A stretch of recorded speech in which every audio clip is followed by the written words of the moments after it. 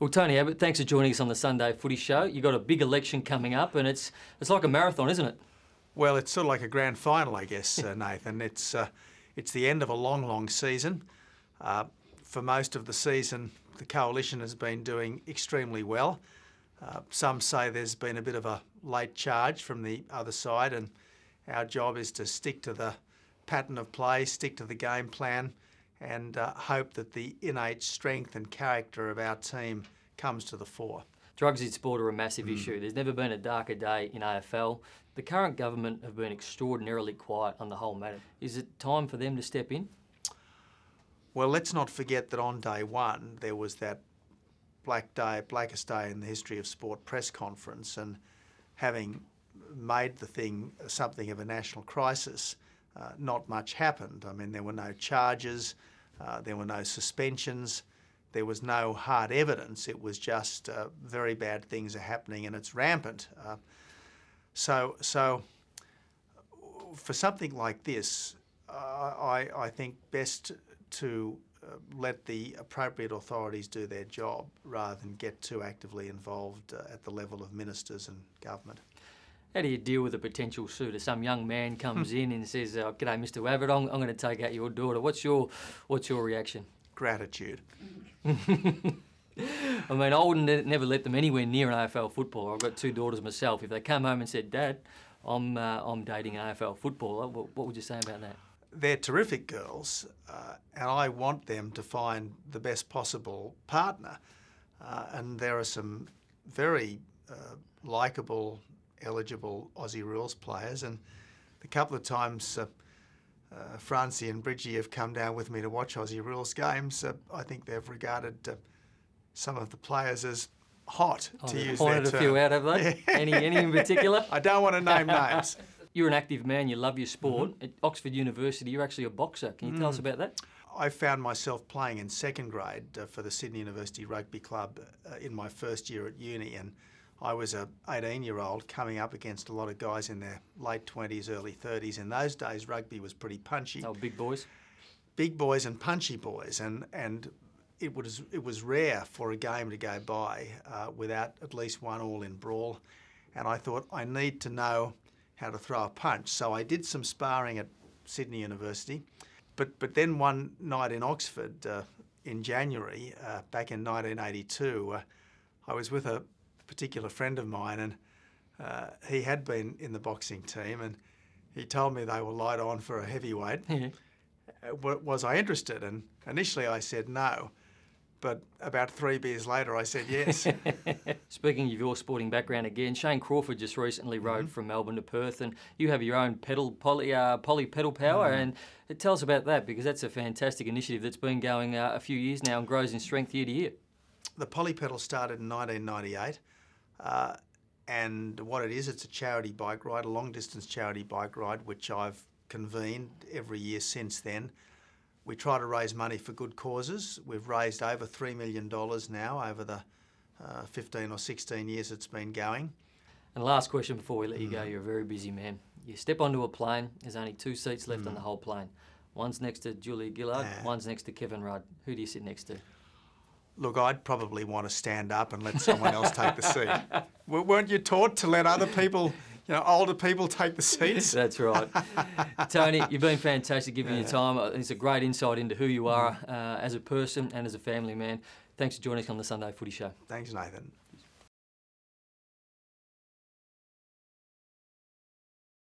Jordan, welcome to the Sunday Footy Show. 67 games for Carlton and Essendon. Now you're a great umpire, an AFL umpire. But in April last year, your life changed when you received a call at 3 a.m. in the morning when you're in New York. Tell us about that.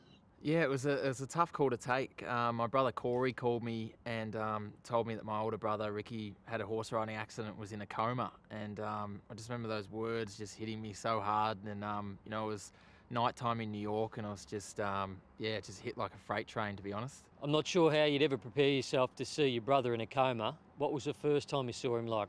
Yeah, I had visions of it on the plane, kind of flying home just to try and prepare myself, and obviously seeing the family in the waiting room and just kind of burst out crying in my mum's arms. And then when I walked in, just seeing his face and how calm he looked, but obviously, really swollen and bruised, with tubes all over him, it was just, I just kind of wanted him to wake up and kind of get to speak to him again was what I was hoping for. So he's gone from a fit and healthy 38-year-old who was a champion boxer, a footy player. Not only that, he had a child due in September. Must have been extraordinarily hard for his wife. Yeah, absolutely. It must have been so tough on her to kind of have this vision of your life, with your husband at home and your first kid on the way, and then your life's kind of turned upside down, and all these visions you have of how it was going to be, it's totally, turned sideways. But that was probably the toughest thing, having his kid on the way, and he was going to be the stay-home dad. He had a business he could do on his farm, and he had his whole life mapped out, and then one day, you're in a wheelchair for the rest of your life and pretty much fighting for your life in those early stages. On the third night, you're able to communicate on a whiteboard. What was that like? Yeah, actually brings back memories. I forgot about that. I remember Rick was unable to speak at that stage, and I had a whiteboard up and was going letter by letter, and he'd nod his head when I got to the letter he wanted, and he just first said, "I'm thirsty," and then he swore at me in a funny way, which made me laugh. And then he told me he loved me, which I was sitting there at 4 a.m. in the middle of the night, just me and him in the emergency section of the Austin Hospital, and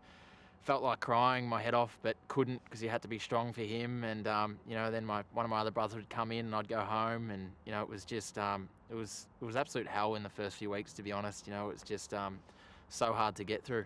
With everything going on, you're working full-time, looking after Rick, something had to give, and you gave up umpiring.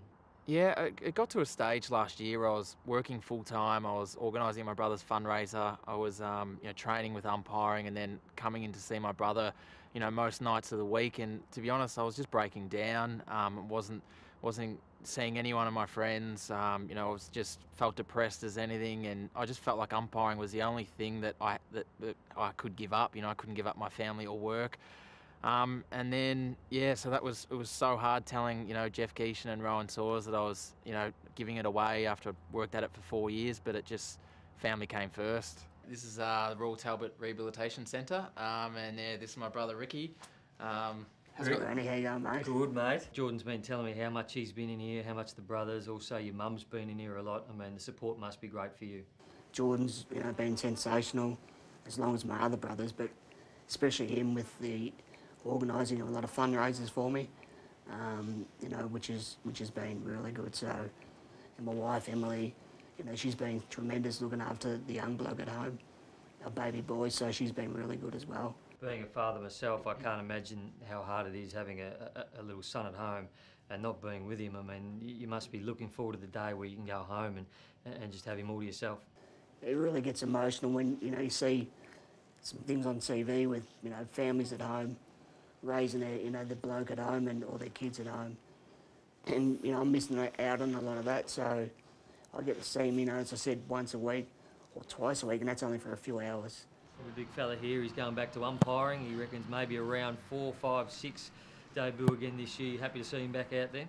He helped me a lot last year with the fundraiser, so we had to sort of take a step back from umpiring, but now that things are progressing here, it's good, really good to see him get back into it this year, and I can't wait to see him umpire the first game again. We want to wish you all the best in your recovery, and hopefully over time you can get a lot better, and thanks for joining us on the Sunday Footy Show to tell your story about your family. Yeah, really appreciate that. Thanks a lot.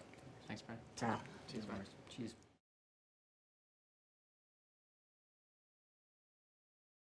Been talking all night about the fact that Gary's heading out to the Whitten Oval to reenact the 1987 breaking of his leg and then getting on the stretcher and then screaming. So, we are going to get out there now. Nath Brown, former Bulldogs and Richmond star, is out there to set the scene for us. Brownie, what's happening out there, please? Oh, it's an electrical atmosphere out here tonight, Tim. It's not far off an electrical storm out here at the moment, but we've got a few people I want to talk to before Gary gets down here, and this man is dressed up as Gary. Why? Oh, mate, the chicks prefer the fur. Oh, that's enough from you. And what we've got here, Gary, is Sure Gary. Oh, g'day. No, I'm more Sure Gary. Guess who I am, Gary? Shut down in a blaze of glory. Oh, that's enough from him. And you've dressed up as Dale Morris. Right, actually, it is Dale Morris. And Dale, you spent some time on the stretcher yourself. Yes, I certainly have. Broke my leg very similar to Gary, and All I can remember at the time was don't do what Gary did. So he helped me through those hard times. And I believe that Gary actually called you when you were rehabilitated. What did he say to you? He, one bit, it wasn't really even advice. He just told me how he broke his leg in the last game of the season and he was able to get back up for round 1. So he told me how good he was, and it took me 18 months, so I didn't really help at all. Oh, he tells a lot of people how good he was, but you blokes weren't that good last week. You lost to the Demons. Greater Western Sydney this week.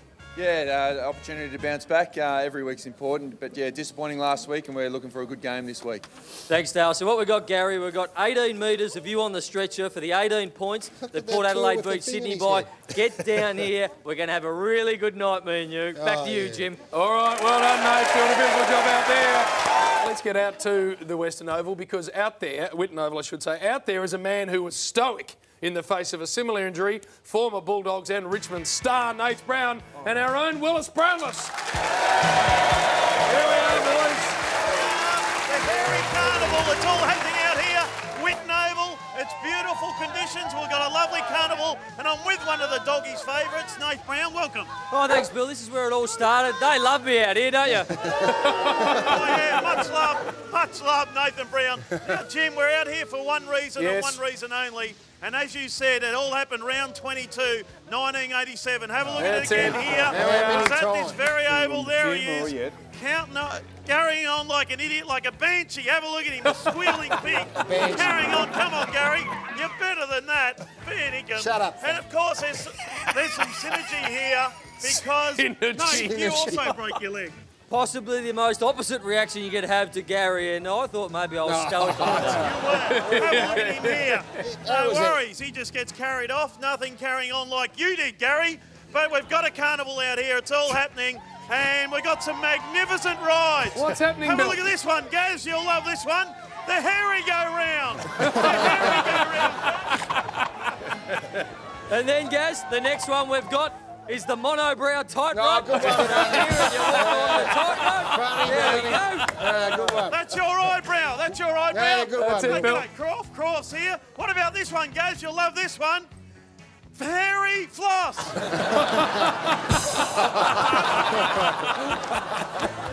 That's it. That's beautiful. That's terrible. And Brownie's got something else here. Here's the last one and the best one. This'll be Is good. the Gary Line leg breaker. We have a look. It's a bit like a bucking bull. My man John, you're going to get up there and get on there. Show us how it's done. A bucking bull, you said. Here he is, look. And you fall off. Guess what? You fall off and break your leg. That's what happens. That's it, good, mate, Bill. it's all happening. All happening out here at Western Oval or Whitten Oval. What's the address, Brownie? So what we need, people to get down here, 417 Barclay Street in Footscray. Come down, get your face on TV, lock your cars when you get down here. It's a great night. And guess who'll be here? The one and only. Gary Line will be here in person. Get dressed up as Gazzy. Get down here, get his autograph, get a photo. He'll love it. Yes, good on you, Bill. Well done.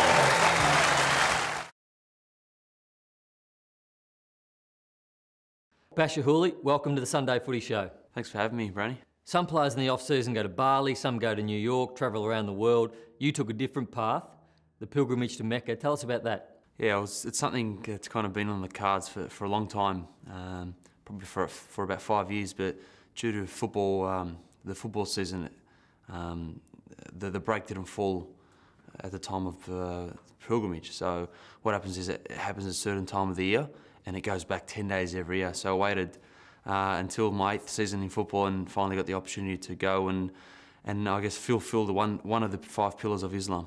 1400 years ago, the Prophet Muhammad did it. Why is it so important? Well, I guess the thing what we're trying to replicate is, I guess, following the example of Prophet Muhammad. He's our perfect example. He's the example that God has sent to mankind, for us, for everyone. So we basically got to follow in his footsteps. Whatever he does, we try to follow it as best as possible. So what's it like in the middle of 3 to 4 million people all trying to achieve the same goal? It's huge, because you got 4 million people there for one simple purpose: to worship God, to go and ask for forgiveness, to reflect.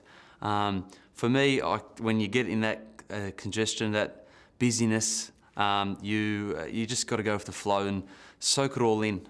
Don't be tense, because if you feel tense, you won't feel relaxed, you won't get the most out of it. How long does it take to do the pilgrimage? The actual pilgrimage itself is 3 to 5 days, so it's not a long time. you move from site to site, and you can imagine 4 million people moving site to site. And that's the most busiest time of the whole time you're there. I was there for 3 weeks.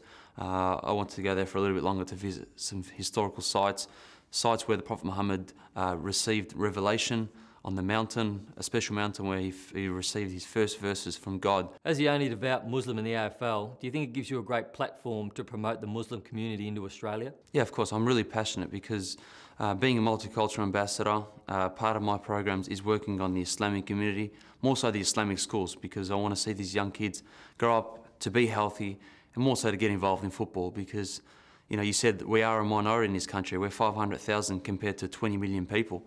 And there's only one Muslim player in the AFL. So definitely it is an underrepresentation of Muslims in the AFL. So my role and responsibility is to give back to my community, provide them with the best resources, the best information they can, so that we can get more Bachar Houlis in the AFL, so they can give me a bit of a chop out. Hopefully we can get a few whilst I'm still playing. Muslims fast for the month of Ramadan. How does that go with your football commitments? I do follow it as to the best of my ability. I fast throughout the whole week, from dawn till dusk.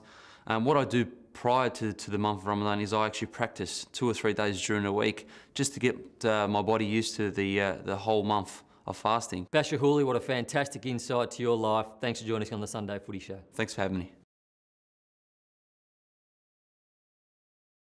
Take us back to October 12, 2002.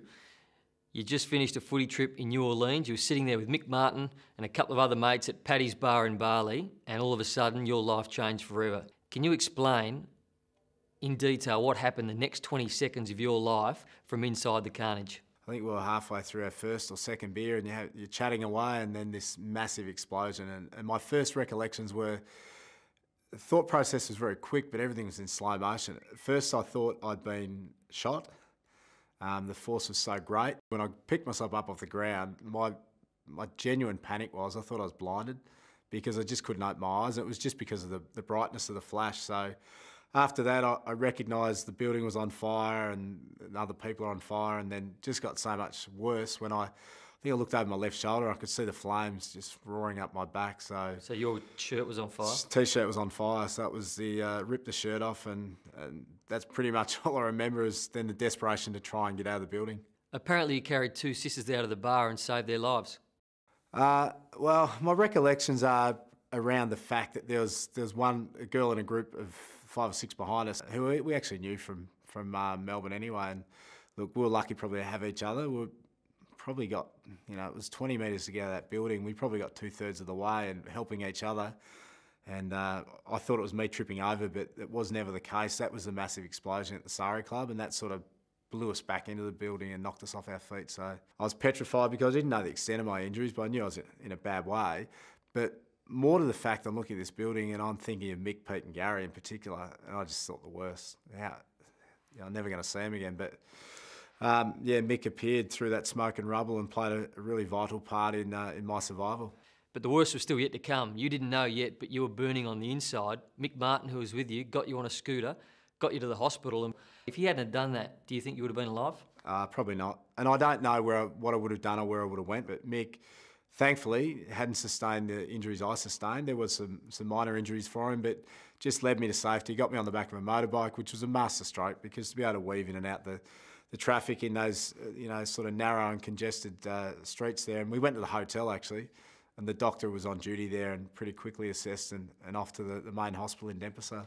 Well, the doctor that operated on you, Thomas Kosman, had 2 people die from similar burn injuries to you just before that. And when your dad walked into the hospital room, he said he couldn't recognise you. Yeah, that's right. I think Dad and my wife Narissa and my brother Stephen actually met me in Darwin as well. And that was the thing that they thought, they went into my room, but I was there for about 2 hours, or they were there for 2 hours. We spent 10 minutes together because that was the case. They just didn't recognise me. 202 people died that night, 88 were Australian. Do you ever wonder why you were the lucky one? I certainly did. It was so random. How can Mick be right next to me and thankfully suffer minor injuries? The other 2 boys were pretty bad, but I met so many other people or speak to other people that they were in the same situation and they lost loved ones. So it's just such a tragic event and so random in what took place, and how some survived and some unfortunately didn't. There was a few AFL players in the bar that night. Stephen Phoebe has recently said he struggled with the mental scars since Bali. Have you spoken to him about that? Look, early on, yeah, we chatted a fair bit, and I really feel so much for Mick and for Stephen Phoebe in those situations, because not being as badly injured is fantastic, obviously, from a physical viewpoint, but mentally they witnessed so much and so much more. I witnessed a bit and it was bad, but I was just in too bad a way to probably take it all on board. But for those guys, and talking to Stephen, some of the things he endured, that takes a long, long time to get over it if you ever actually fully do recover from something like that. You went back to Bali to give evidence in court. How hard was that? We went in one by one, so I think I might have been the second in line to give evidence. So here the three of us were together. One of the boys, Stuart Anstey from Tasmania at the time, he went in, and you're sitting there with Peter and you're watching him walk off, and then all of a sudden we're watching on the Bali TV and there's our mate and there's Amrosi. So it was really confronting, and I had all these thoughts in your head of, you want to stare this bloke down, have a good look at him, but pretty quickly I was so focused on about him, but he wouldn't even look at us. So the hardest thing I found that day was just to deliver your evidence, because the worst thing was all you could talk about, and all they wanted to know is what happened to you as an individual. And that was hard to talk about because the courtroom behind us was packed. A lot of Australians, and I'll never forget this one particular family. They were there, and they were there because they lost their two sons and their daughter-in-law, and she was pregnant. And here you are trying to talk about the impact it had on you, and you just think, wow, what are these guys going through? So that's why it was a really challenging day. You had burns to 60% of your body, you nearly died, yet 8 months later, you came back and played AFL football. It was never planned to just be one game. It was to get back and continue my career. But throughout that process of playing VFL for 8 or 10 weeks and just the struggles I had, I suppose, each training session and games, not so much within it, but with after. So the skin, there's so much, grafted skin that every time I'd body contact, you'd nearly break the skin open, the grafted skin, or when the grounds are hard pre-season and things like that. So I was forever dealing with that. I had a minor calf injury, which is very minor in the scheme of things, but it was a fair hole in my calf from a shrapnel wound. So it just made me reassess and reevaluate. The longer the struggle went on to get back, I realised that I'm still going to do it, but I just knew I couldn't continue on. Kick inside the 50, McCartney behind, and McCartney has taken the mark. And listen to that roar. Jason McCartney knows how to kick them. Well, it was the stuff of fairy tales. You kicked the goal with a couple of minutes to go, you got the toe poke out to help set up the winner. It must have just been a great end to your career. Yeah, it was amazing. I just can't get close to describing how it just panned out that night. Like, I think back through my career, and the premiership is the ultimate when you get to that level and you become a regular player. And I was obviously at the Crows in '97, didn't play when they won the first one. Played in one at '98 at North, and the Crows beat us. '99, I get myself suspended the week before and missed out on one. So in a way, it was luck was on my side, and it just couldn't have scripted it to finish that way. It was no better way to go out, that's for sure.